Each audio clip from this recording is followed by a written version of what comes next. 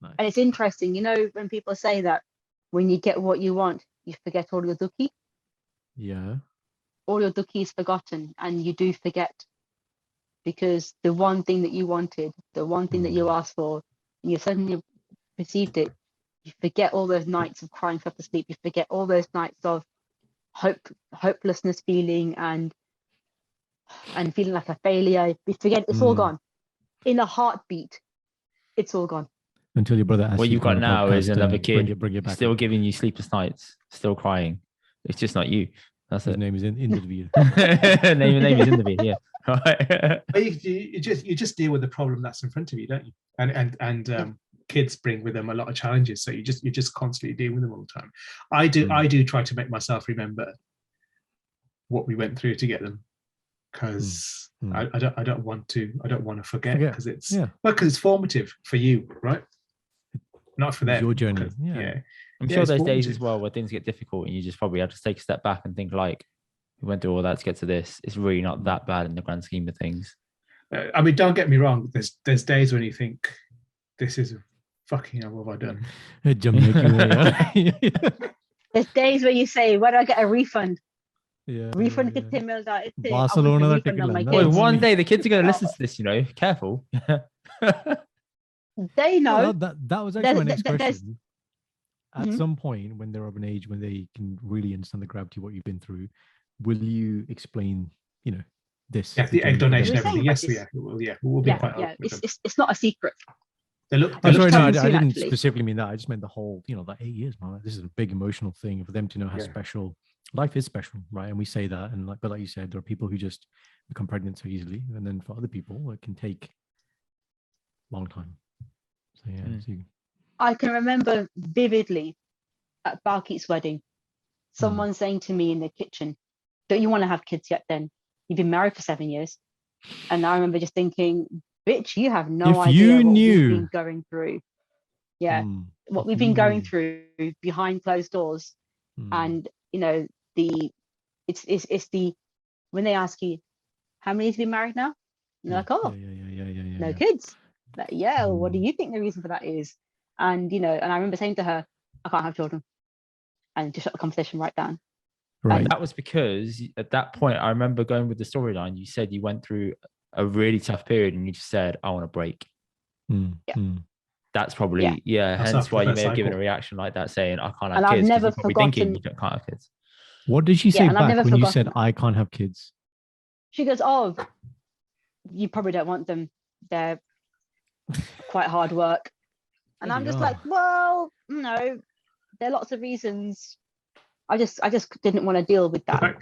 It's just you don't want the shit anyway. You're all right with that, kids. No, it just shows that people really, first they're rude enough to make that presumption, right?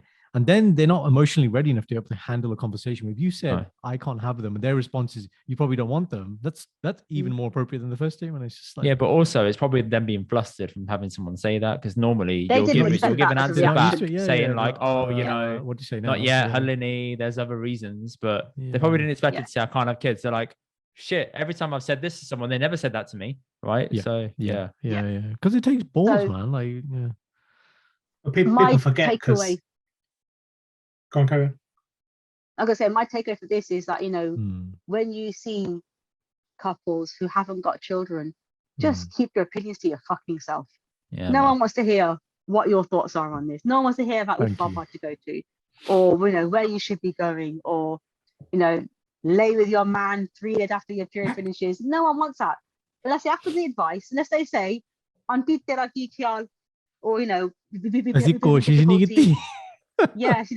ask you, just keep it to yourself, because you know what, none of your business. None of your business. And that's my biggest takeaway from all of this is, you don't know how difficult it was, and miscarrying, all these things that are going on. Just keep it to yourself. You don't know. No one wants to know. I remember when we went to Canada.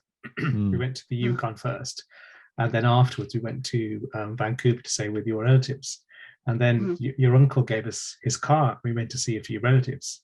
Do you remember? Of yours? We went to see my cousins, saw them. Then we went to see another uncle of mine. My mum said, "Make sure you go and see him." Forgot his name. And we went fun. And this was 2014. We've been married for 9 years now. And he goes, what? Because you're not pregnant yet, because you haven't had kids yet, have you? And I said, well, no. Obviously. I left him in England, mate. Yeah. I was like, well, no. And he goes, obviously. And he leans in, really concerned. He goes, yes, I wish. And I said, well, I was like, yeah, it's all right. I was like, yeah, why? And he goes, and there was so much concern on his face that we hadn't had genuine kids. concern. He was going to have a heart attack. Oh, it was wow. Like, and he's like, Jesus. I said, well, yeah. I said, unfortunately, sometimes it takes a bit of time. Yeah. And he goes, but you've been married 9 years. He just came back to that one thing. He went full circle. He goes, doctor again. I said, what? Yeah. You can that. Oh God! I was like, do you want me to send you? When you have this conversation in Punjabi, it just sounds so like blunt. It's like it is quite blunt. I'm like, oh my God! There's no like, acha, I got this one. Nicely put up. There's none of that. It's just simply what the fuck's the doctor said. What am I going to say? I toyed with it. I thought, what could I have said? Right. I said, Mama ji, मेरी जो दोस्तों है ना, वो काम नहीं करती. I was like, no, you did not. Wait. But you think back. I said, what can and thing is, when you think back about it, at the moment, you just say, let me just be polite, because he's saying it out of concern and love, but his intention, his delivery is terrible. Not good. His bedside manner. Yeah, exactly. It could be Had you said that though, I reckon the next line would be "But the car menu." Why China?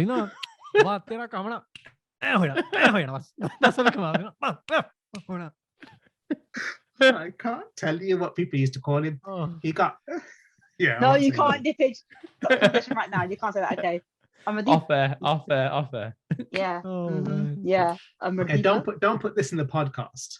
No. Okay. I'll tell it after, because it's easier to edit if I'll tell you guys after if I ever see you again. Okay. But I mean, the thing is, a lot of these guys say this stuff. Not a lot of these guys. Some of these guys say this stuff because they are concerned, but it comes across in such an insensitive way, and all it does is hurt the other person, because they don't know you to have that conversation with you. Yeah. So there's that thing about having that's what they feel like. There's and they just feel that they can say it because they're older, but it doesn't. It started to not work like that back then, and it certainly doesn't work like that back now. You don't get to pass judgment on me or anything just because you're a generation older. It doesn't happen like that anymore. So I mean, just dude, read the room is what you want to say. Read the room. I'll tell you a funny one recently. So absolutely, you talked about your nanny and the infamous 3-day rule. So my nanny, very, very, very, very spiritual. Some point last year, same question. You're like, have you thought about kids? Not, are you gonna have kids? Have you thought about kids? I said, nanny. So I thought spiritual nanny. I'll give a spiritual answer. Jado kirpa honi hai, ho jana. Mate, there's no comeback on that. Exactly, you're sorted, isn't it? Right? No, nanny's come back. Right? Acha. Putte, je tu kuch karna hi nahi, kirpa kitthon honi hai. And I was like, oh. I was like, nanny is just a different level. And they started laughing, and I was just like, you win, nanny, you win. You don't expect it. I said that as well. I say, jithe likhya otte hona, je likhya nahi te hona nahi. And they're like, well, you're right. What can you say to something like that? And it's a very similar story that a friend of ours once told us, where there's this guy and he prayed to God, wanted to win the lottery. Like, God, I'm a really good guy. Please help me win. I'm a really, really great guy. And for weeks and weeks, every day he'd pray, let me win the lottery. And then one day he heard a voice from God, and God said, Mark, buy a ticket. There you go. You've got to be in it to win it, man. That's it. Yeah, Exactamundo, right? You've got to be in it to win it. It's totally right. That's it. Indy did the same thing, and Sanj came along. So clearly miracles happen. So I'll tell you said that. I tell you all the time, man. Buy a ticket. I appreciate that. I appreciate that. Special all right, closing statement. I know. Go on. Mm-hmm. No, go on. I was going to say, I know that there are a lot of aunties who have well-meaning intentions when they say, "Baby nihoy," like no, and then they say, "Doctor nige," and then they say, "My so and so went to this doctor, my so and so went to this baba, my person went to this person," and suddenly they are getting a bit more clued up now. These aunties are getting a bit more wisened up to what's going on in the community, and they're suddenly saying, "You know what? Have you tried this? Have you tried that?" And it isn't just lay with your man; it's more technical stuff now. They're like, this doctor, this clinic, this position. Doctor. I really hope not. I really hope not. This position. Here's the Ale Kama Sutra.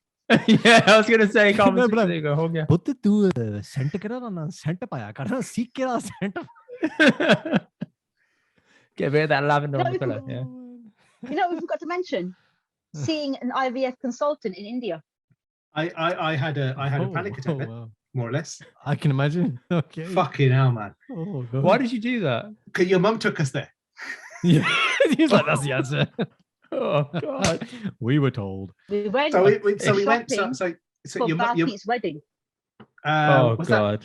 I thought that was the. No, I thought that was the same time you went.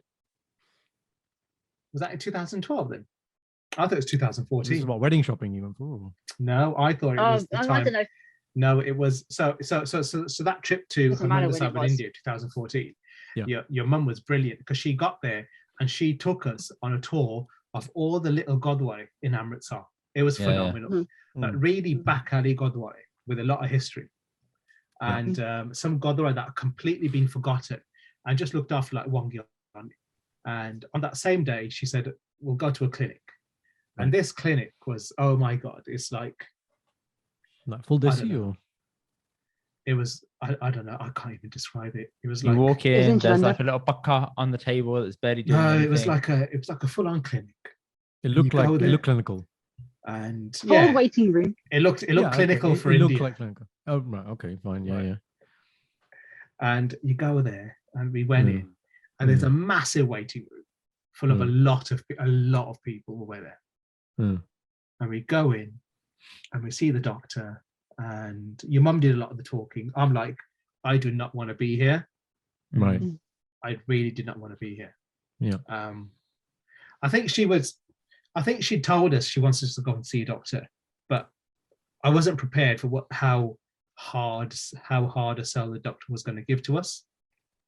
So it wasn't. This wasn't on your mum. The pitch. This wasn't on your mum at all. Okay.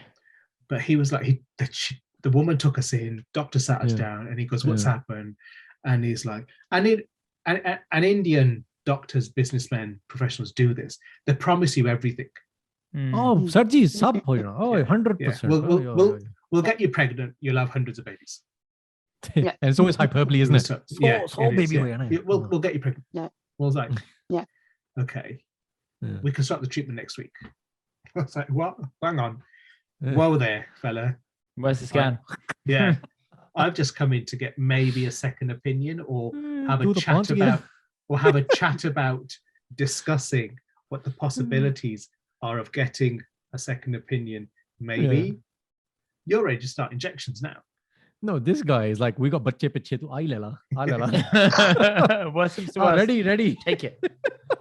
There he is. And the criteria was it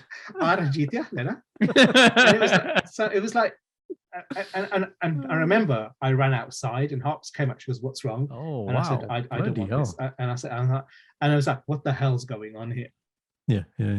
One of the criteria was I had to stay in India for 3 months on my own for treatment. Yeah. I was like, I'm not fucking staying in India for 3 months. What am I doing here? This guy had.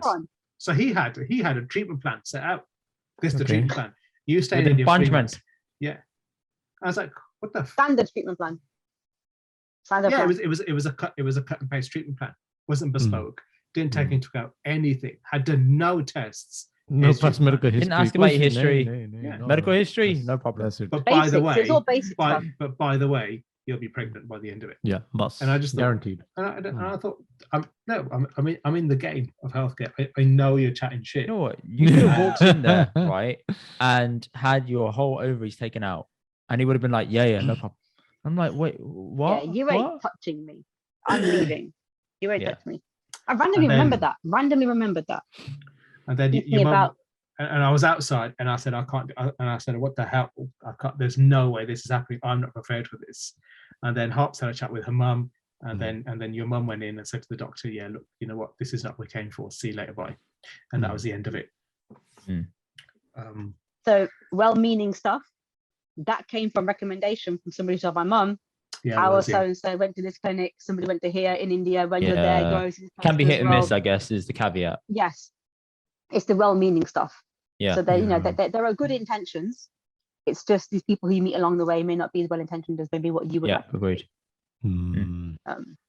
It's that thing where you're, as a coach, you don't give solutions. You ask questions, and I think that's what people can learn with, rather than going in and say, well, you haven't had babies yet. What the hell's the matter with you? What's the problem with you? Just ask them, how are you okay? How's things? How's life? And go from, and if that person feels like they want to open up about having fertility problems, then they'll open up. If they're not, then walk away. Yeah. It's not about you don't owe anybody anything in terms of talking to them about your problems. Why haven't you had kids yet? You know what, Auntie, with all due respect, fuck off. Fuck off. Right. With all due respect, I don't feel I need to talk to you about this. You're not in the inner circle, man. You ain't in my inner circle. If you were gonna need to know, I would have told you by now. If you don't know, there's a reason why you don't know, because I don't know who you are either. Exactly. You're not in the Makes sense. Jesus. Well, guys, thank you for coming on. I do Jesus. No, Jesus is in like just thinking. It all makes sense. Oh my God.